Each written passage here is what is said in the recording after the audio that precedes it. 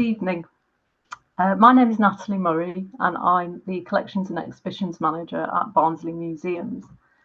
In this evening's talk, we're going to look at selected artworks and artists from the collection at the Cooper Gallery, placed in the context of the people whose passion for art and whose generosity have created the collection we have today. The Cooper Gallery on Church Street in Barnsley town centre opened to the public in July 1914, a small gallery, but one with free access to the fine art collections housed there. The earliest part of the building was originally a schoolhouse dating from 1769, which about a century later became the Barnsley and District Holgate Grammar School. As pupil numbers grew, the school moved to a different site and Mr. Samuel Joshua Cooper bought the building. He bought it in 1912 with the intention of transforming it into a public gallery to house his art collection. Mr. Cooper passed away in 1913 and he left the building and his collection of 275 artworks in the care of a group of trustees, on the condition that the works would be displayed in the old school building for the benefit of the people of Barnsley. Since then, the gallery has benefited from further significant donations from benefactors who are local to or have some connection with Barnsley, and the collection now comprises 430 works. These are mainly paintings and drawings from the 17th to the 21st centuries, with a small amount of sculpture and studio pottery as well. The building itself was expanded in 1934 and in 2000, and most recently in 2016, with funding from the National Lottery Heritage Fund, the trustees of the Cooper Gallery and Barnsley Council, and the project was to create new spaces for the display and interpretation of the collections. The collection and the building are still owned by the Board of Trustees, but are managed on their behalf by Barnsley Museums, alongside the museum services for other museum and heritage sites. Mr. Cooper was the son of a wealthy Barnsley industrialist called William Cooper, who had interests in coal, iron and linen. In census returns, Samuel Joshua Cooper described himself as a coal proprietor, but records held at Barnsley Archives and Local Studies also reveal his extensive business interests around the globe, including investments in various industries and in particular the railways. Although a man of business, he and his wife Fanny Cooper used their substantial wealth to travel in Europe. Each spring from 1873, they would go to Paris for 2 months, and their receipts show they purchased fine clothing, wine and spirits, as well as pictures, sculpture and furniture. And some years they would travel further, visiting Milan, Florence and Rome, as well as Munich. These travels are reflected in the nature of the original bequest of artworks in 1913, which shows the very strong preference for 19th century French paintings and also works by a good number of Italian and German artists. British artists were also well represented in the bequest, including David Roberts, John Atkinson Grimshaw, John Ruskin and Frederick Lord Leighton.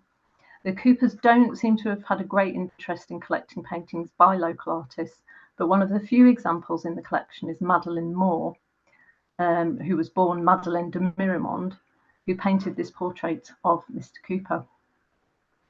The Barnsley Chronicle of September 1895 shows an interesting group of listings in its education section, which illustrate the prominent families of Barnsley who took an interest in the arts and philanthropy. Miss Madeleine de Miramond is listed as restarting her drawing and painting classes at the School of Painting in Barnsley. And below this, classes opening at the Harvey Institute are advertised, alongside the exhibition of students' work and prizes, which are to be awarded by Mrs. Cooper. The contact for the Institute is named as Oscar de Miramond, who was the secretary and Madeleine's father. The Harveys themselves were a Quaker linen-making family whose members built the Institute. They gave generously to causes across Barnsley and collected the 17th century Dutch and Flemish paintings and other works, which are now part of the collection at Cannon Hall Museum, also in Barnsley. Madeleine de Miramond married William Moore, head teacher at the high school in 1897. She had attended Barnsley School of Art before then obviously embarking on a teaching career, and her family were friends with the Coopers. She was an extremely talented copyist, and the Cooper collection has 5 examples of her work, including an excellent copy of the Doge Loredan by Giovanni Bellini, the original of which is in the National Gallery in London.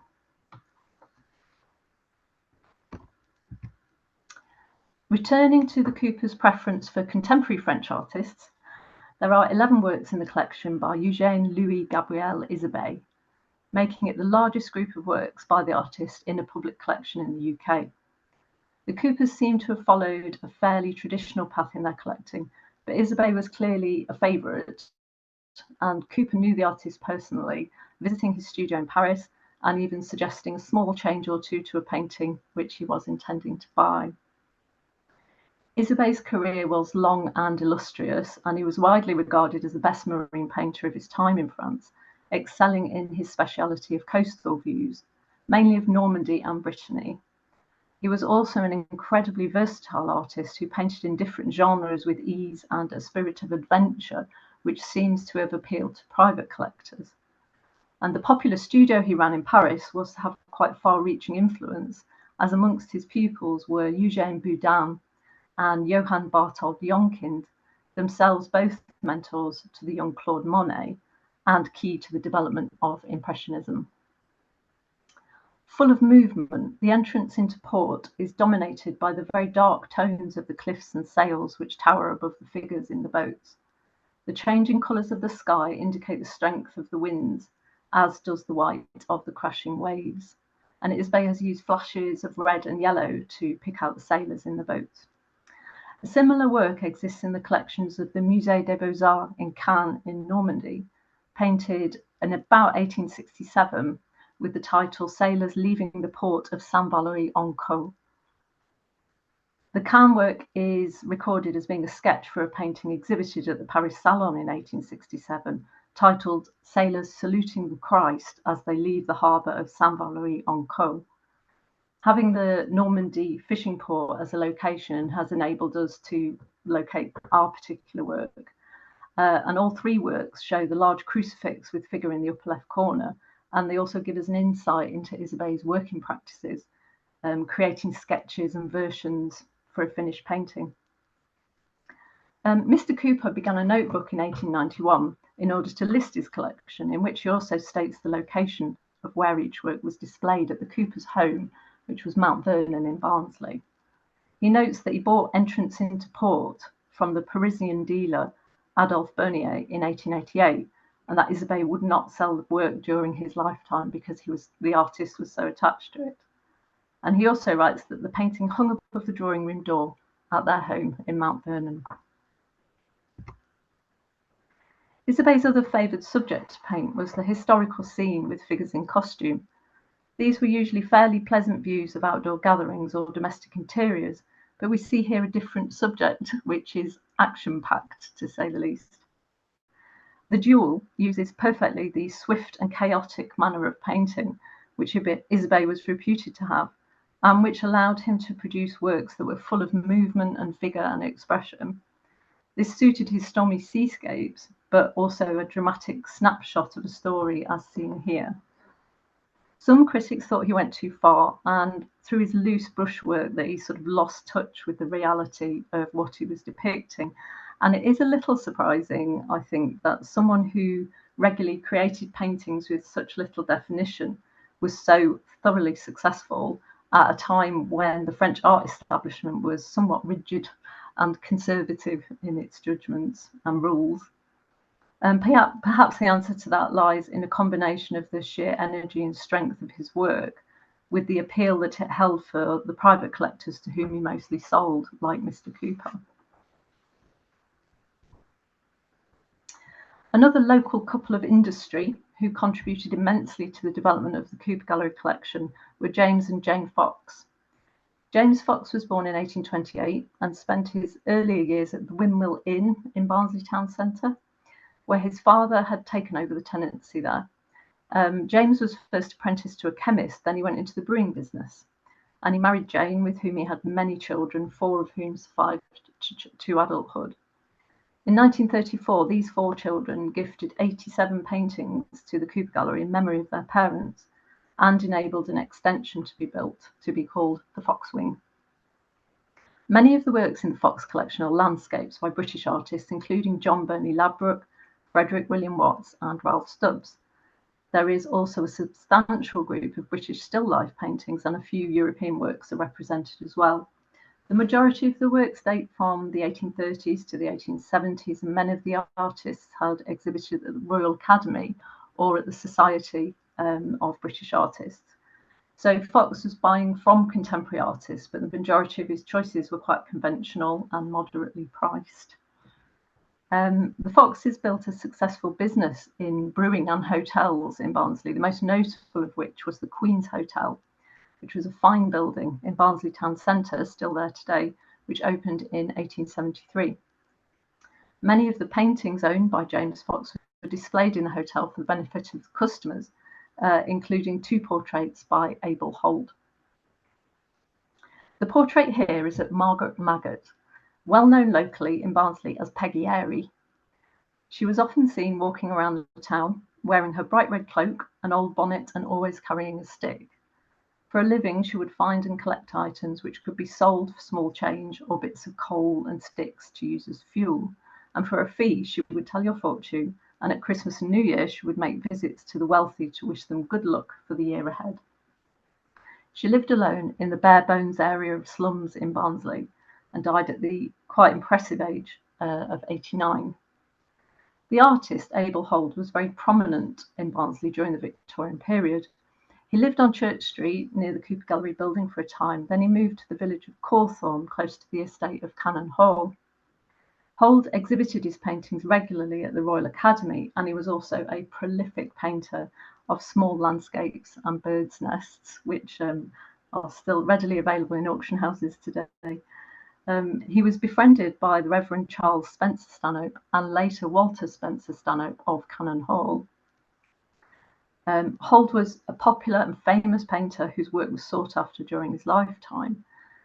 Peggy's portrait is extremely well executed, as would be expected of an artist of Holt's calibre, and he obviously approached the task as being equally important to a portrait of any individual of a higher social standing. But it is interesting to consider why Holt painted Peggy. It can be assumed that she didn't pay him to paint her likeness, so whether it was an interesting subject for Holt personally, or if somebody else paid for this portrait to be done, currently remains unknown. And although they were painted several years apart, the portrait of Peggy Airy and this painting of another local character are often seen as companion pieces and hang together in the Cooper Gallery today. Watter Joe was Joseph Broadhead, a water seller originally from Nottingham, who learnt the trade of weaving in his youth. It's likely that this was behind his move to Barnsley in around 1806, as the area's linen industry was flourishing at the time. Joe began selling water in 1816 when Barnsley, like many other towns and cities, didn't have a direct water supply. So Watter Joe, as he came to be known, would collect the water from a natural spring, and with the assistance of his horse, Old Duke, he would bring it to the people of Barnsley in exchange for payment. Joe was very well known for his quick wit, as quite a personality on the streets of Barnsley, and his love of a drink, presumably not of water. The 2 portraits of Peggy and Joe were purchased by James Fox from Mr. H. Jackson of Darfield Rectory, and Fox hung them in the bar at the Queen's Hotel. Fox was occasionally criticised for hanging these paintings in a place some considered an inappropriate setting for the work of such a celebrated artist, but fairly sure that the sitters, the subject matter, would have been popular. During the 1920s and 1930s, several groups of artworks were given to the Cooper Gallery by Sir Michael Ernest Sadler, totalling 119 paintings and drawings. The Sadler family had lived in Barnsley for several generations before Michael Sadler was born in 1861, and he grew up alongside children of the families we've already heard a little bit about, particularly the Harveys and the Coopers. From an early age, Sadler would have been exposed to the artistic thoughts and art collections of the people around him. Sadler became a passionate educationalist and held many roles throughout his career, firstly developing educational policies for the government, then as Vice-Chancellor of the University of Leeds, and later as the Master of University College, Oxford. At Leeds in particular, Sadler used his own art collections to adorn the offices, teaching rooms and corridors of the university, as he believed that everyone should have access to high-quality art throughout their lives. Sadler started collecting art in the 1890s whilst he was studying at Oxford, and almost as soon as he began collecting, he started sharing his pictures through exhibitions and loans. He became a member of the executive committee of the Contemporary Art Society, and his own home was used as the meeting place for the Leeds Art Club. Sadler delivered many lectures promoting modern art and bettering the understanding of it. His collection and tastes were very different to those of the Coopers and the Foxes. He bought works from contemporary artists who are now revered as important names in the history of British art, such as Paul Nash or Duncan Grant and Henry Moore. He was also a close friend and correspondent of the art critic Roger Fry, and Sadler bought works by Vanessa Bell and Duncan Grant from exhibitions held by Fry. So this vibrant watercolour by Vanessa Bell was part of a collection of English drawings which Sadler donated to the gallery in 1933 as a conscious effort to create a chronology of art from the mid-18th century to the 1930s.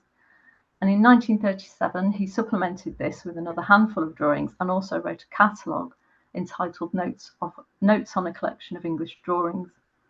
And in this catalogue, Sadler sets out his motivations for collecting and his hopes that the pictures will inspire the people of Barnsley for many generations. Vanessa Bell is often spoken of in the same breath as either her sister, Virginia Woolf, or the Bloomsbury Group, of which they were both a part, and which included Clive Bell, Vanessa's husband, Roger Fry, and Duncan Grant. As an individual artist, Vanessa Bell was a visionary and extraordinary in her original and bold artistic approach.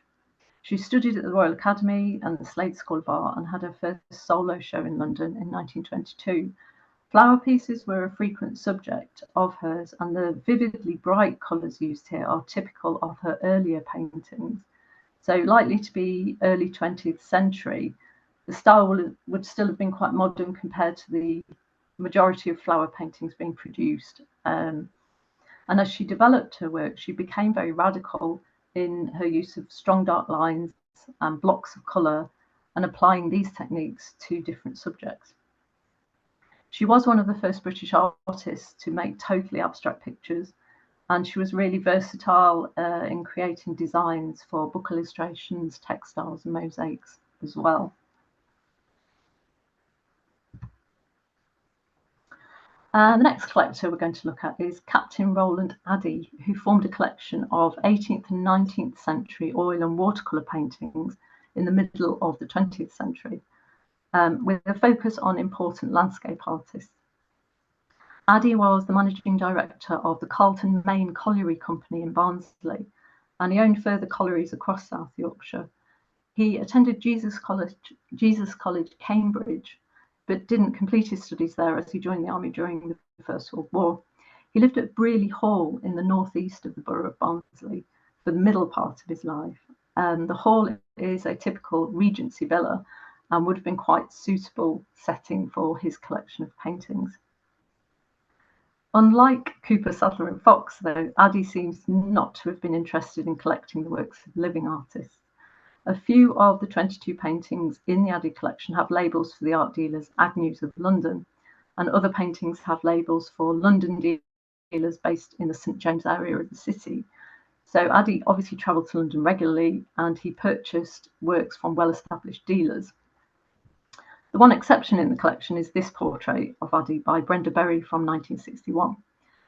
It's only recently that the artist has been identified as creating the work, as the signature on the work wasn't very clear.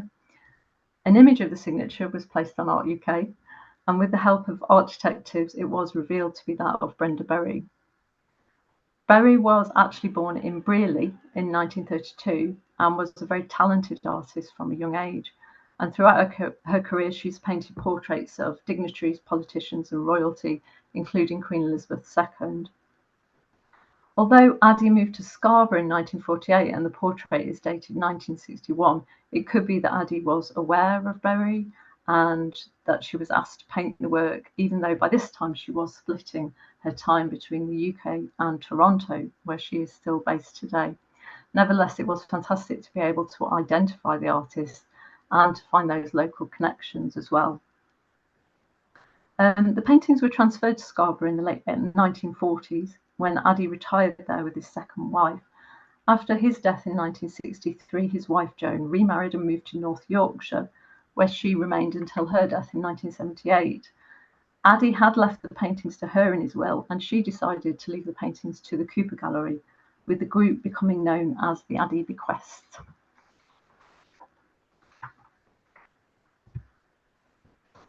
So many of the landscape artists whose works were bought by Addie were associated with the Royal Academy and several pioneers in their time.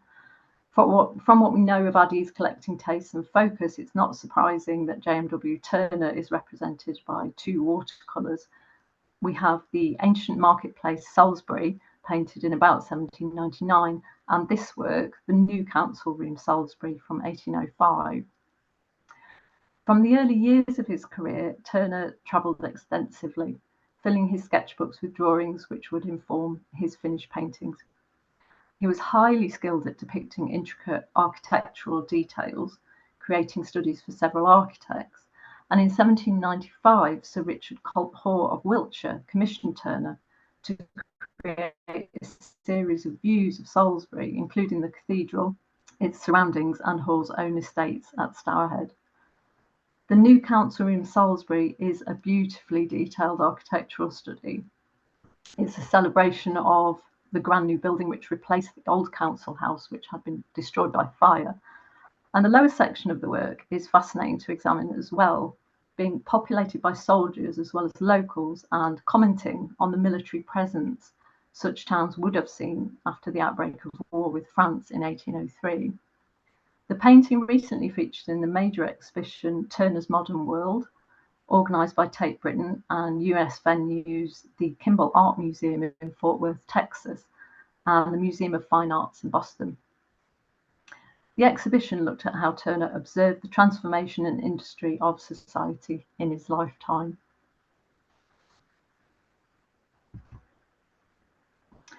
The number of later 20th century works in the Cooper Gallery collection is lower than for earlier periods, with the significant pieces being collected by the Sutherland brothers and bequeathed to the gallery in 2001. Charles Sutherland was born in 1918 and he worked as a solicitor based in Barnsley for the majority of his working life. He lived with his brother, Dr. Thomas Sutherland, near Wakefield, and together they formed a small art collection. The collection was focused on contemporary British artists working in the 2 decades following the Second World War. The brothers were very private about their collecting, so quite a contrast to Sadler, and displayed the artworks in their modern home for their own personal enjoyment. Despite their modest means, the two brothers owned some interesting works by well-known artists, including Patrick Heron, Kenneth Armitage, and Prunella Clough. And as part of the modernist movement of the post-war period, these artists are representative of that spirit of experimentation which characterizes the time. So they were moving away from traditional methods and subjects and often favored abstraction and seeing colour, form and technique in a new light.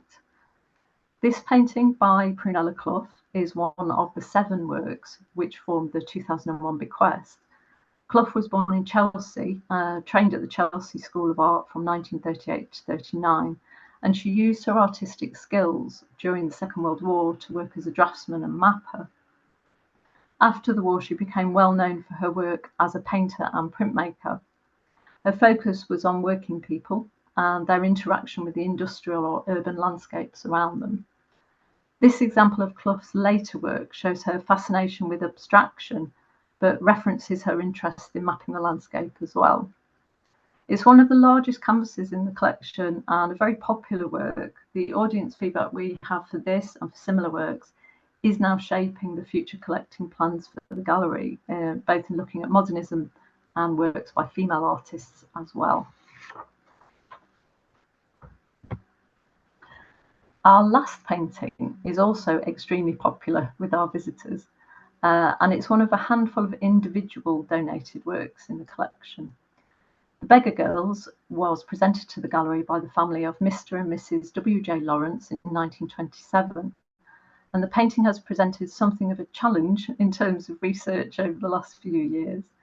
It has been attributed in the past to the French academic painter Pierre-Auguste Cotte, but the painting bears the name J. Cotte in the middle right section on the stonework. Pierre-Auguste Cotte was born in Beggar in the south of France, and he studied at the School of Fine Arts in Toulouse before heading to Paris. And he studied in Paris at the School of Fine Arts under William Adolphe Bouguereau, the most famous academic painter of 19th century France.